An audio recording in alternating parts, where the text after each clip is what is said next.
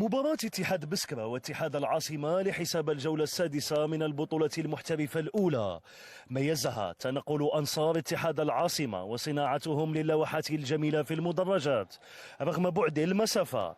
وعلى البساط دخل أصحاب الأرض باحثين عن النقاط الثلاث وتأكيد النتيجة الإيجابية المحققة أمام اتحاد خنشلة، إذ لم ينتظروا طويلا وباغته الحارس السوفي في الدقيقة 14 بعد توزيعة بالقاسم التي ترجمها زغنون برأسيته إلى هدف.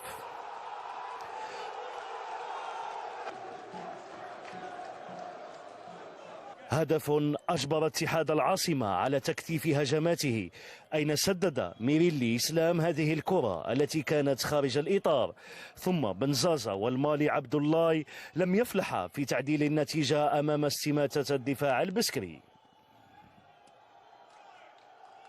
وتوالت الهجمات إلى أن تحصل العاصميون على ركلة جزاء بعد عرقلة بنزازا تولى التنفيذ بالعيد زين الدين، الأخير يضيع أمام ملالة.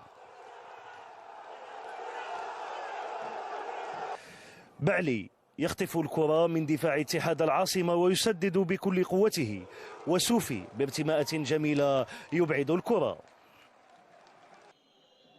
الشوط الثاني من المباراة سدد ميريلي هذه المخالفة التي لمست فيها الكرة العارضة الأفقية، ووصل اتحاد العاصمة الضغط ووصل الحارس ملالة التموقع الجيد. وهنا مجهود فردي جميل من المهاجم بوسالم، لكن توزيعته لم تجد من يستقبلها.